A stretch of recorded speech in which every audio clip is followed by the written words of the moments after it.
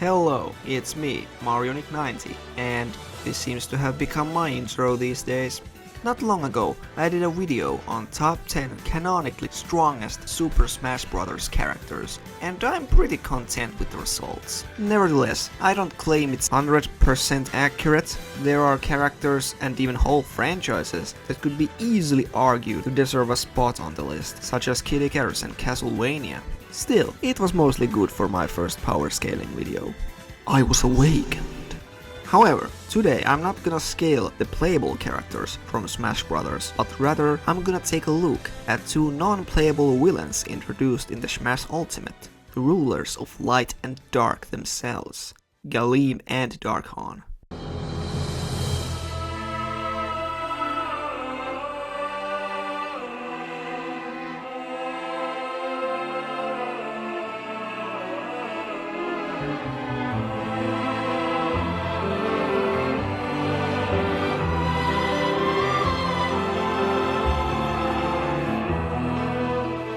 There simply isn't enough people talking about these guys and just how f***ing OP they are.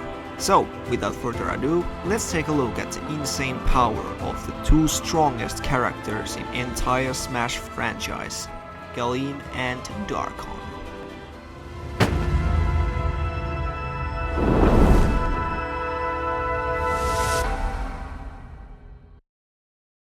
To better understand the scaling of Smash as a verse, we need to first outline the information we can use. Since this is a video game we are talking about, the gameplay isn't always the most accurate representation of the lore and scaling behind the story, especially in a fighting game. For example, in any of the Dragon Ball fighting games, you can pick Hercule, aka Mr. Satan, and beat the crap out of every single fighter of the roster, even though he's supposed to be one of the weakest characters in the canonical story. To present a Smash-related example, this is how characters like Wii Trainer and Duck Hunt Duo can defeat Ganondorf in gameplay, but in actual canonical story, they'd stand snowball's chance in hell against him. But Smash Bros. Doesn't have canon. The stories are non-canon.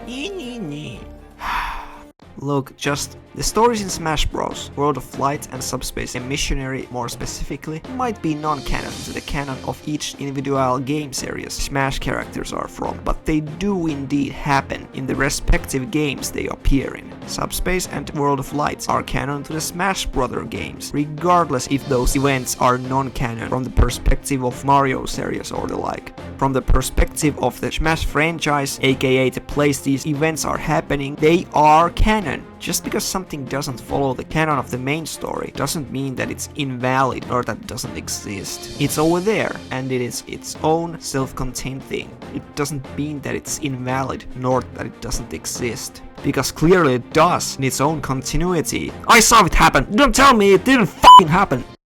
Sorry, it just grinds my gears when people bring up shit like this. So, what can we use?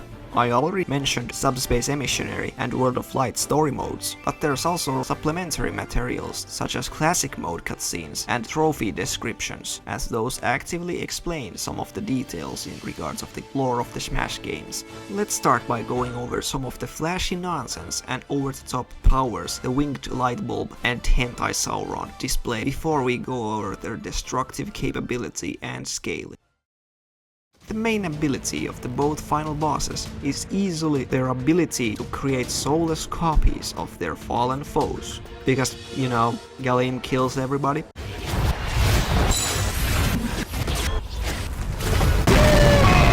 Spoilers. They use these puppet fighters to create army via inserting a spirit that is under Galeem's and Dharkon's control into these soulless bodies. The said spirits empower the puppet fighters, granting them their characteristics and abilities. So not only can they remove souls, they can also control them. Later we encounter the original fighters, who are without any additional spirits, and even they are under the control of the two biblical monsters, both instances displaying powerful mind control and soul manipulating powers. In battle, the pair demonstrates various energy-based attacks, such as laser beams and balls with homing capabilities, ability to create constructs of energy, force fields, ability to rend space, shape-shifting, and teleportation. In addition, both of them display the ability to create weaker version of puppet fighters even after possessed fighters they used as a template are freed. According to Sakurai, despite having not acquired Kirby's body or spirit at the beginning, Galeem manages to replicate him into Puppet Fighter as well, just by studying him, so they can clone you even without incinerating you. They also have an army of Master Hand and Crazy Hand Puppet Fighters at their disposal, both armies outgunning the amount of playable characters by factor of 10. We'll each need to take down about 10. We'll win this!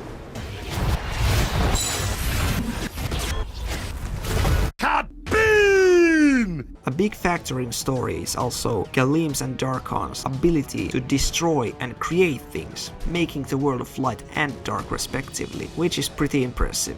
While not specifically stated, connections and parallels Galeem and Dharkon share with Master and Crazy Hand seem to suggest that their existence is more conceptual in nature. Master Hand has been stated to represent order and creation, while Crazy Hand represents chaos and destruction. Galeem and Dharkon seem to have the same kind of duality going on between them, one embodying the light and other the darkness. Wow, who would have guessed? Well, obviously they are not concepts of light and dark itself, as evident by their defeats, where exploding them doesn't end the world, nor erase light and dark completely. What they more likely are representations, or rather avatars, for light and darkness. Either or, their power is vast, being able to manipulate said elements on a universal scale. Their power also seems to be directly proportional to the amount of territory and spirits under their control, as seen in the final battle, where the tide of the battle between Galeem and Dharkon shifts according to the spirits you defeat. This can also be seen in various areas of the game. This is probably the reason why Galeem absorbs all those Master Hands, or his one big attack at the game's intro. They also seemingly have the ability to break down certain characters into different aspects of themselves, hence why there are multiple spirits of Mario alter egos and others. Alright, let's move on to the meat of the video. The direct on-screen feat Galeem displays on the World of Light intro, where we see our seraphim-looking nemesis about to take on the heroes and villains of the Nintendo and beyond.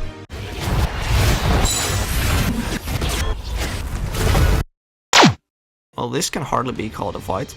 This was a slaughter. Heck, I bet if you Google Visual Dictionary and search massacre, this will be what you find. Not only does Galeem incinerate every character in the game, except for my boy Kirby, he also destroys the entire universe, effectively remaking it in his image. So there's a universal AP feat for you right from the start, done in billions of times faster than light speeds no less. Admittedly, there is some controversy over if it's actually the universe that is being destroyed, or just a galaxy, which would be a lot less impressive, as even the developers have called it galaxy in more than one occasion. This claim of Ha! Galeem is on the galaxy level, Super Set 3 solos, me. can be easily debunked, however. First, there's the fact that the game itself in both translations flat out states universe. Look, it's right there in black and white. And secondly, judging by various spirits in the game, who are casual cosmic beings that embody the universe as a whole, such as Palkia and Dialga, you kinda get idea of this widespread universal destruction. And destroying beings that can survive universe imploding is baseline universal anyway. But there's also a lot of other evidence to suggest how gargantually massive the World of Light itself is. It would be easy to assess that the World of Light is simply World of Trophies, universe remade, so it should be equal in size. But saying that Galeem only affected one universe, that being the World of Trophies, seen in Melee and Brawl, is an atrocious lowballing in my humble opinion. Let's again look at the Wario's characters Galeem converted into spirits to create his army. Characters like Giratina, Ravio, and Blaze the Cat primarily exist in their own dimensions/universes, separate from the world of the main cast. But can we apply this to the Smash lore? Are these extra universes Galeem would need to consume in order to convert these characters to spirits canon to the Smash Brothers? Well, yes, absolutely. Not only are a handful of other dimensions referenced in trophy descriptions, but even the word of God himself, Masahiro Sakurai, stated quite a few of interesting things in an interview regarding how Kirby survived the annihilation of, well, everything. In the interview, Sakurai directly states that phasing into other dimensions by Bayonetta wouldn't work, since the dimensions Paradiso and Inferno she'd go to are destroyed as well, having their inhabitants as spirits. So there. It's pretty evident that all of the f***ing alternate realms exist in Smash World, and Galeem erases and eliminates them all. Holy hell.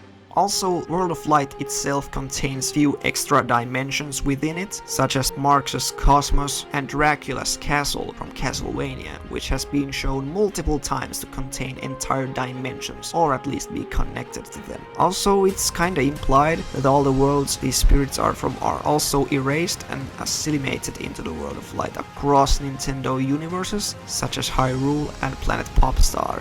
So it might be possible that Galeem affected actual universes from the actual Nintendo games, possibly destroying multiple multiverses, as many of these game series have their own, which would make this feat literally infinitely more impressive. This is actually supported in-game, as we have multiple spirits from different Mario continuities and Zelda timelines. Also, that whole return the spirits to their own world by dismissing them kinda confirms that they are from their actual games, but at the same time it kinda contradicts what we saw in the intro with the whole universe destroying thing, as this would imply that the worlds the spirits are from are intact and they can be returned there. So it's a little weird. Maybe Galeem didn't destroy those universes, but he erased everyone there and collected their spirits? I guess that's the most logical conclusion.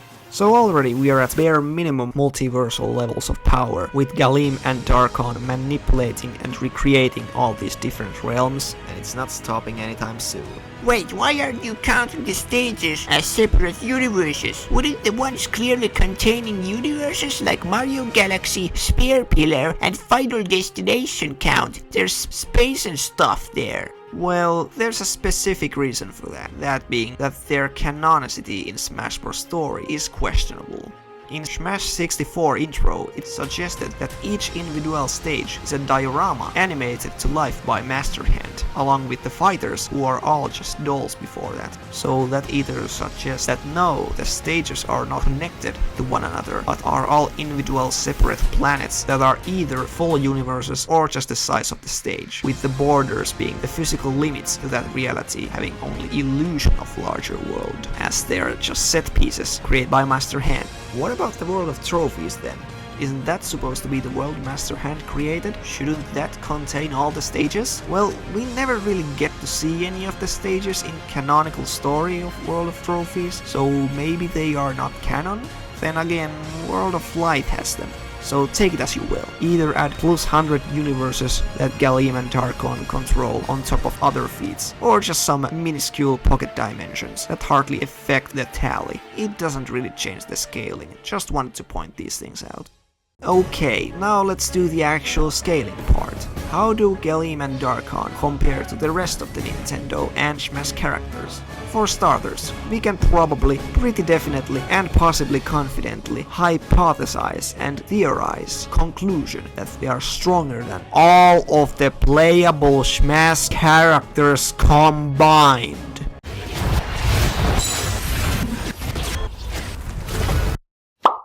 As seen in the intro, after absorbing all the Master Hands under his control, Galeem pretty handily incinerates all of the characters, except Kirby. This includes planetary characters like Link, Samus and Mewtwo, Star to even Solar System and beyond characters like Cloud, pretty much the whole cast of Mario, and even close and above universal beings like Ness, Bayonetta, Rosalina and Shulk. Now granted, Shulk wasn't in his true Monado or god forms, but he's up there for keeping up with Zanza. In base. Also, the rays of light on top of one-shotting Link, Zelda and Palutena despite their god-crafted shields. The beams also move at insane speeds to tag all of these fighters. Well, yes, they also covered the entire universe and multiple parallel dimensions in seconds, but observing the trailer more closely, it takes time for the beams to speed up to those speeds, as Link and Samus, among others, are able to react to the beams heading towards them. But later, the beams just one-shot people that are faster than them, like Sonic. And please stop those "Sonic could have outrun the beams if he didn't slow down to save Pikachu, who is little creature, those that Sonic always saves" memes, when there's literally nowhere to run. Nowhere to run. The only reason Kirby is able to avoid the beams is, well, one, he's just latently faster than everyone here, but as I've already made clear, entirety of the universe is cleared out by this attack, so there's exactly zero space to escape them, even if you were faster than the beams. You'd pretty much need to warp to different time space to avoid the attack, which is exactly what the warp star is described to be for. Basically, Kirby goes so fast, he poofs out of existence and back into the future to avoid the divine judgment his less meme-tick peers all succumb to. Unless they are DLC. This feat of Kirby can actually be scaled higher, but we'll get back to that. Next, let's look at the spirits Galeem and Dharkon have both gathered throughout the Smash multiverse, and scale them from those as well. Wait, hold on a second. Gleam and Dharkon never defeated the spirits. They're not canon. They are just collectibles and items, so yeah. No. As I've already said, it's flat out stated twice in game's story that the reason there are any spirits is directly thanks to the events of the intro. Many beloved characters lose their physical forms. All of them, except the fighters, are turned into spirits. What exactly caused all these characters to lose their bodies and transform into spirits?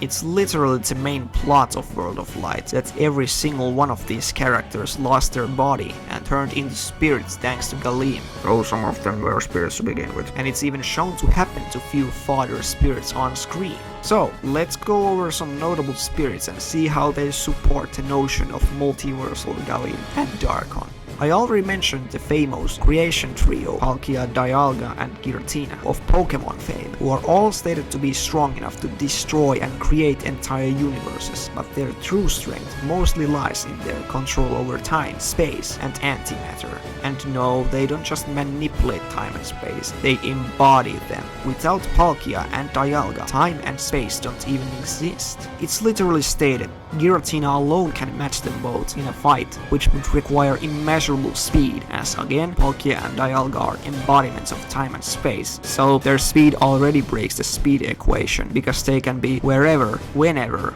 So, Galeem and Dharkon actually turning them into spirits and controlling them is impressive, at least 4th dimensional feat of power and speed. However, the Cherubim wannabe and Azathoth lookalike also take out the head honcho Pokegod Arceus himself. This mighty king of jobbers single-handedly created the creation trio and universe itself before time and space even existed. Since you know, he made them. Insane to think that Kirby somehow managed to avoid an attack that killed beings that can exist and move without time. I mean, that's pretty absurd, even for Kirby. There's also a lot other universal characters among the ranks of Galeem and Dharkon Spirit Army, such as Megaman.exe, Hoopa, numerous Kirby characters that scale to universal, as well as Paper Mario characters, whose powers are honestly so freaking absurd that they deserve their own fucking videos. But know this, there's a lot of stuff that demolishes universe level and goes straight up to multiversal level there. And still, they are converted into spirits like everyone else. Even Goku got killed. That's pretty OP.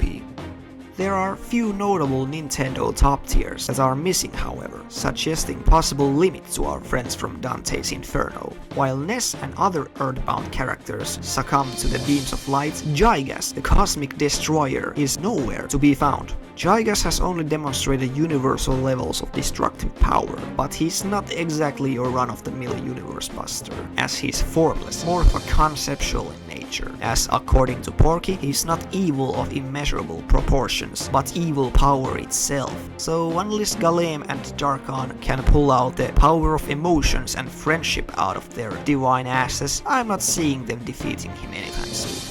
Next up, Count Bleck and Super Dimentio, or Dimentio, whichever you prefer. Both of these characters are bare minimum multiversal destroyers when using the Chaos Heart. Normal Dimentio even appears in the game as a spirit, but doesn't evolve into Super Dimentio, possibly hinting that Paper Mario characters with Chaos Heart outrank Galeem and Dharkon in power. Also, the 3 golden goddesses from Legend of Zelda are nowhere to be seen, but their power is relatively unknown, clocking in at Universe Plus level at the bare minimum with the creation of all the realms seen in Legend of Zelda and all that jazz. So Galeem and Dharkon are getting cocked by these multiversal or beings that are more complex than plain universal busters pretty consistently.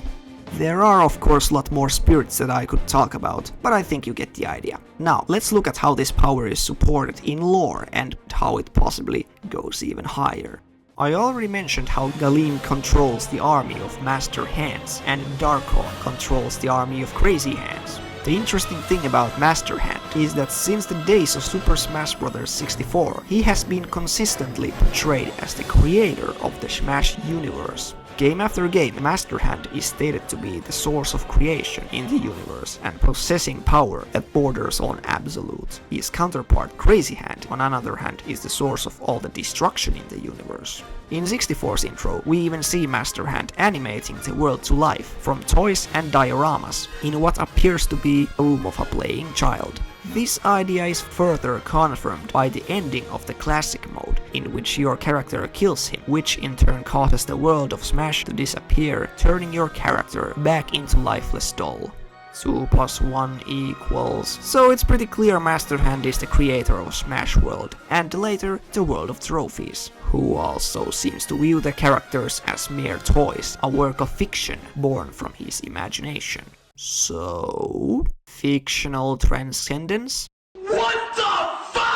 Saying that Master Hand, and characters that scale to him by extension, view the playable cast of Smash Bros. As fictional beings, like we view characters on the page of comic books, is bit iffy, considering that they consistently get cocked down by the said characters. Well, maybe this just means that everyone in Smash is above the fictional transcendence of their creators and can kill them. Duck Hunt Duo destroys all of Dragon Ball Wars, confirmed. Yeah, either everyone and their fucking grandma is god-killing fiction-transcending multi-powered badass for defeating Master Hand, or he isn't as strong as we're led to believe. It's not even worth talking about why I think this is the case. While the universe thing is little too consistent to just be dismissed, Master Hand viewing the characters as fiction can be disputed due to the lack of consistency in this regard. Also, it's not like Andy from Toy Story is fictionally transcendent being from higher plane of existence because he sees his toys and their stories as fiction. Maybe Master Hand's deal is akin to that, though there are some statements by Sakurai and Master Hand's trophy descriptions that support Smash Bros. World being a world of fiction. In the Super Smash Bros. Series, the characters are toys in the real world, but they are fighters in the world of the imagination. These things most likely refer to Smash World being imaginary compared to the real game worlds, as the quote real world is the place you send the spirits you dismiss, and those worlds sure as shit ain't fictionally transcendent. The statements about Master Hand are kinda him being between these worlds and not specifically transcendent in comparison to the rest of the Smash characters. So Galeem and Dharkon being above Master Hand or affecting the quote real worlds is not necessarily transcendent in any way. But hey, there's a possibility, I guess. While Master Hand isn't necessarily portrayed canonically defeated by the Smashers, as encounters with him are isolated to classic mode, except Kirby. There is one who directly scales above him.